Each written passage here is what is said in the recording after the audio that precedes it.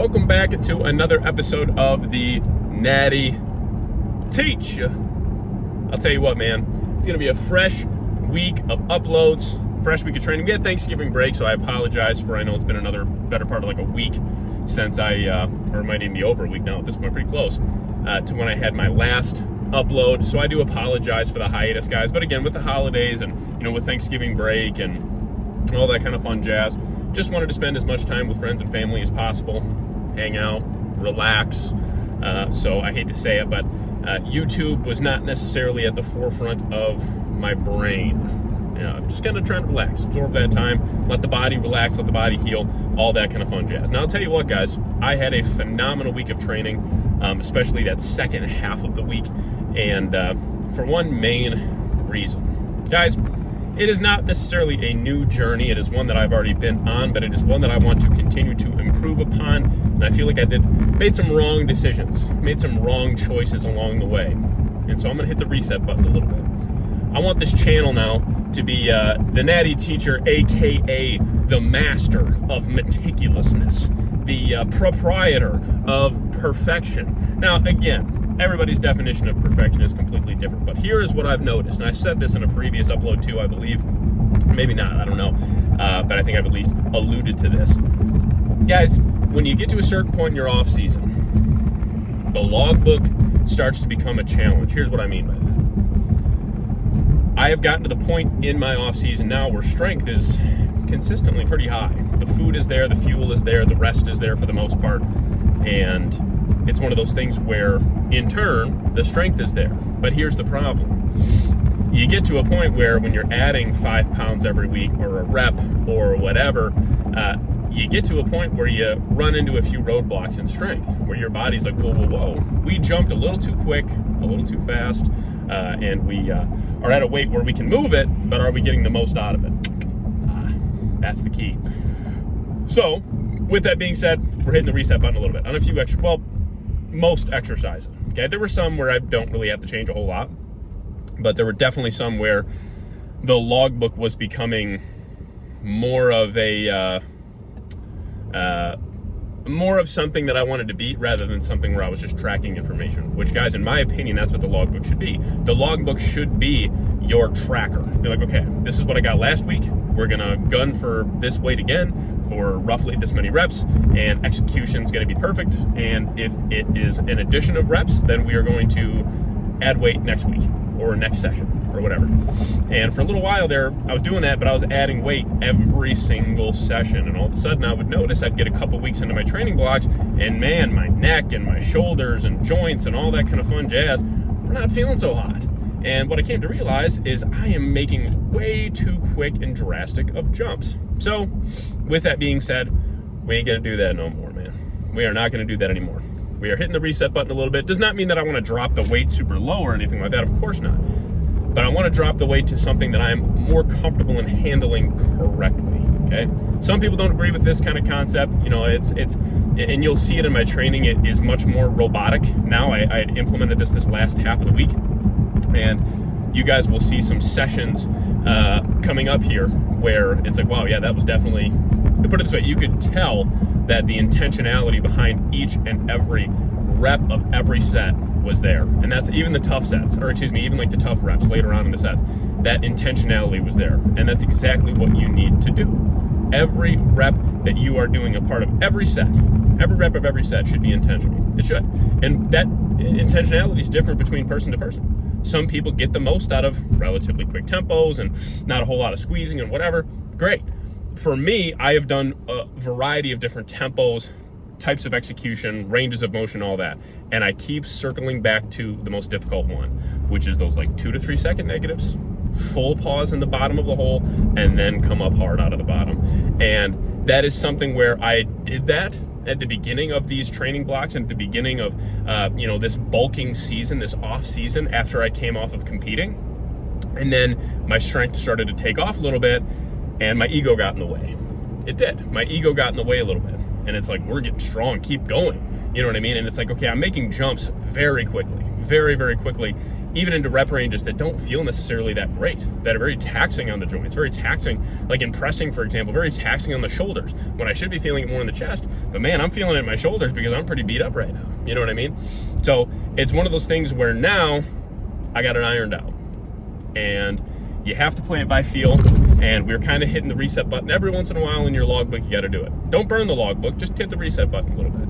You know what I mean? There might even be some exercises where you don't have to hit the reset button, and you were already doing them correctly. And so it's like, okay, we don't have to change anything. You know what I mean? And that's great. And if you have those exercises, which I even have a few today, if you have that, keep it. That's awesome. Don't change it. You know what I mean? If you feel like your tempo and control and range of motion is good, don't change it. But if you are someone like me and you're getting to a point where your strength is starting to take off and you've noticed, those last couple reps were not very good. I was kind of, leaning back pretty far when I was pulling that down. I'm like, I was kind of, I was pulling probably a little harder than I should have there. You know what I mean? And it wasn't, that wasn't really clean. That 8th rep didn't look anything like the first rep. You know what I mean? We don't want that. Hit the reset button from time to time. I promise you, it will only do you well. Now today, after that mini rant, okay, so hopefully for those of you who have stuck around, you got something out of that. Hopefully that made sense.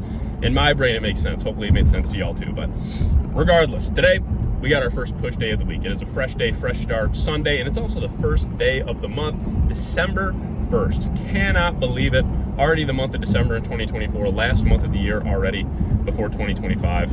It's wild, man. This year has gone by so quick. I got Christmas break in 3 weeks. That's it. I can't even believe that. It seems like I'm in my first week of school in August or maybe September. Now it's already December. It is wild how fast this school year is going, how fast this year in general is going. But regardless, we got our first push day of the week. We're going to get in there. I'm going to do some mobility work, get warmed up a little bit, get everything rocking and rolling, rocking. And we're going to start with some machine side laterals. So the top set of those machine side laterals is coming at you right about now. All right. Well, as promised, we got some machine side laterals here. Now, we have loaded this bad boy up. Actually had to add 2 25-pound plates to this guy. 2 working sets here that we built up to. I've been kind of divvying up some of my side delt frequency, trying to work in balancing heavier and heavier loads, but also make sure I'm still getting enough volume throughout the week to challenge myself and really get that muscle to grow. But I found that in this session, opening up with 2 heavier sets, right around that 10 rep range or so, seemed to really ignite my shoulders in the right spot and in the right ways, and get me prepped and ready to go for the rest of my workout. So you can see here we're coming nice and all the way down, coming all the way up, getting that nice brief little pause at the top, really controlling that retraction on the way down. We're not just whipping this weight around here. We are really trying to get that nice control and go from there. This felt awesome. We did a top set of 10 here, and then we actually ended up doing a follow-up set of 10 where it really wasn't even a myo rep match. Didn't have to have too long of a pause. It was pretty much just another straight set of 10 after this at 250 pounds. So I was very happy with that. Then some pec deck with the D handle attachment. Now you can see here that we are getting that nice full stretch, bringing those hands almost to where they're touching, but not quite. We have our hands right across pretty much the midpoint of the chest, and we're controlling that retraction, opening up those chest fibers, really allowing them to elongate and go from there. So a couple very low rep warm-up sets before this, and then we jump right into our top set again, right around that 10 rep range. I would say for me in the off season, I will hold my top sets close to that 8 to 12, 8 to 15 rep range. That seems to work really well. And then after this, we dropped the weight 10%. And did another set of 10 there as well. So felt really good. Was exactly where I wanted to be, and the chest was nice and primed up and ready for our bigger pressing movements. Now, I will say I did run into a little bit of an issue. I recorded my top set of pressing, but unfortunately, you guys are just going to have to take my word for it for the weight and the reps that I did, because it fell over immediately into recording. My camera got dislodged from the holder, from the tripod.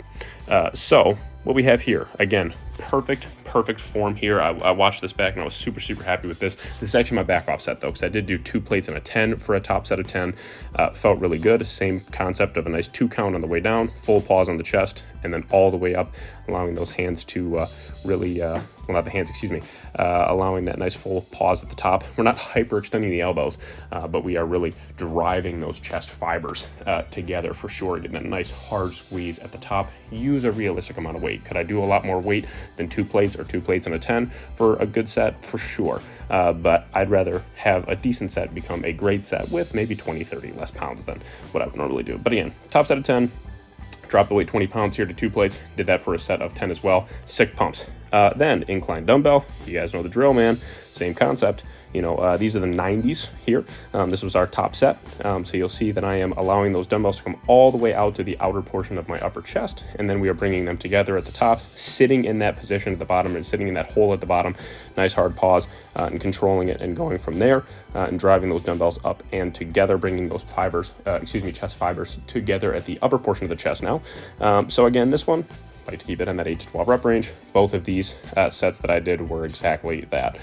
So again, top set here with the 90s for 9. We will get that to 10. When we hit that comfortably for a set of 10, then we'll go up to the 95s, same thing. And then when we get to set of 10 with the 95s, we'll go to the 100s and, you know, work from there. But for my 4th exercise, I was very happy with that. Then did some flat Smith JM press. So again, really controlling that retraction on the way down. This is an awesome tricep builder. Keeping those elbows in a relatively flared-ish position. You don't need to flare them way out, but at the same time, I'm not trying to keep them completely tucked to the side of my body. That becomes more of kind of a skull crusher to the chin. It is a different movement here, but did add 10 pounds to this one. We lost a few reps off this, but a 10-pound jump on this exercise. Definitely was expecting to lose a little bit of reps, especially with the kind of control that we're using here. And hopefully that is the theme of my training today, is that from, you know, set 1 to set however many, all of the reps I did from start to finish were perfect. They really were. They were really great, and I feel awesome. Even a couple hours after training, I still feel almost slightly pumped up. I feel really good. So did a top set of 9 here, and then we actually stayed at this weight and did a myo rep match set of 9 as well after this, and it felt really good. It felt really good. You'll see on my second push day of the week now, it's actually a different gym, the gym I trained my first leg day of the week at, and I've thrown back in some close grip bench press, some paused close grip bench press. It feels awesome. Then instead of doing a single arm overhead extension, we are doing just a regular V-bar overhead extension here with both hands, of course. We are sitting in that bottom position. I had to make some adjustments here on this exercise. This is my top set here.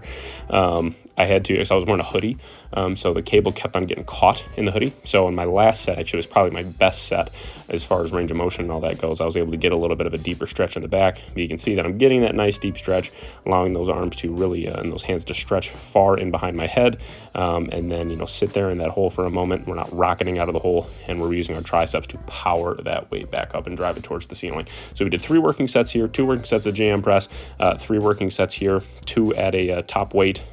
They both of those were sets of 11, and then we dropped the weight 20 pounds, which was just under 20%, and we did a set of 13 there. So again, I like to keep this one in that 10 to 15 rep range. So felt really good. Outro coming. All right, push a session in the freaking books, man. Great stuff. No doubt about it. No doubt a freaking about it. Hey, that was some awesome stuff, man. Phenomenal workout. Leaving the gym feeling nice and pumped and ready to rock and roll for the rest of the day. Just consumed meal number 3, which is my blended meal. So on Sundays in particular, I always try to have that meal directly after working out, because then I literally have it in my gym bag, you know, just pound it down. It's a cup of oats, scoop and a half of whey isolate protein powder, 50 grams of frozen spinach, and 100 grams of frozen blueberries, all just blended with water. And I just shoot that bad boy down. Good protein meal, about just over 40 grams of protein. Actually, just almost about 50 grams of protein. You know, well into the, 75, 80 plus grams of carbs and pretty much no fats. So it is awesome stuff. Digests super well, goes down super easy, and tastes really good too. One of my favorite protein flavors out there. I've been buying this one consistently a lot. The didn't make any sense. Been buying this one consistently lately. There we go. Is the chocolate peanut butter ISO 100 by Dymatize. Digests super, super well. No extra BS in their products. I've always found the Dymatize, at least with me, and protein powders, as far as that goes, always is digested very, very well. Always is digested very, very, very well. So I'm gonna stick with that bad boy and that brand for a while. Yeah, it was great stuff, man. So yeah, 3 meals in. It's a little after 1 p.m., just about 1:20. And yeah, so that sets me up good timing wise the rest of the day. I already made my breakfast for tomorrow earlier today, and all I got to do now is pack some meals for tomorrow, make a little bit of food, go from there. Got a little bit of prep work I got to do for this week for my classes. That's about it. Pretty straightforward day, man. Pretty straightforward, simple day. So, anywho's, yeah, man. Next upload after this will be our Pull A session. Hopefully you guys enjoyed the meticulousness, the beauty of that training session, the art that is good form and great technique, man. It just felt so much better. Joints feel better. My muscles feel better. They feel fuller. Like, that's how I want to leave the gym. You know what I mean? That is how I want to leave the gym. I don't want to leave the gym feeling like I just got run over by a bus. If you're consistently leaving the gym feeling like you just got run over by a bus, or that you just jumped onto a sidewalk, shoulder first, yeah, it's probably not a great sign. It means that you're probably doing something within your daily regimen incorrectly, or maybe you're not doing enough of something, or maybe you're doing too much of something. Whatever it is, you got to reevaluate a little bit. All right. And for me, it was simple. It was just trying to beat the logbook too much, using a little bit too much weight, trying to go up in weight too fast, and I could tell my body, my mind was moving forward. My body hadn't fully caught up yet. So took a step back today, felt phenomenal. Pace and tempo and control, everything just felt super, just felt awesome. So super happy with that. Yeah, definitely something to continue to build off of as we progress in this off season. So remember, progress is not always just more weight, guys. Please, if you have that mindset where it's, the only way I progress is if I'm using more weight, I promise you that is one of many different forms of progress, is the actual added weight. You know what I mean? Progress comes in a variety of forms. If anything, I would say that added weight is not as important of an indicator of progress as as compared to better technique and more reps and better control and all that kind of fun jazz. So anyways, just my take. Yeah, again, next video after this one will be our Pull A session, so make sure you tune in for that. Make sure you like and share this video if you have not already. Drop any comments or questions, feedback, anything you got for me down below. I am going to try to, now that we're still in the midst of the holiday season, so I can't make any 100% guarantees. I'd like to get back to every 2 to 3 days as far as uploads, maybe every other day sometimes, but consistently every 2 to 3 days or so, not every 5 or 6 days. I feel like that's been a little bit too far, few and far between. So, do want to get more consistent with that, so we will for sure. So make sure you look for that pull workout, a couple days from now. It will be there waiting for you. So, yeah. Other than that, man, hey, that's all I got. Oh, of course, make sure you hit that subscribe button. We are almost to 700. Last time I checked, we were in the high 680s. So have seen some growth there, which is awesome as well. So that's continued to rock it up. But yeah. So anywhoozle. Great session, guys. Great stuff. Felt awesome. I'm excited. That was just that. I love leaving the gym feeling that way. I feel like I'm on cloud 9. You know what I mean? I feel like I'm in a great spot mentally and physically and all that kind of fun jazz. So I am feeling really good after that workout. It's just one of those where you leave and it just felt good. You know what I mean? It was fun. It's just a fun workout. So yeah, man. That's all I got. First and foremost, hey, God bless. Hopefully y'all had a wonderful, safe, happy Thanksgiving. And from myself and the Natty family, I am the Natty teacher, and this episode of Road to Natty Pro is out. I will catch y'all on the next one.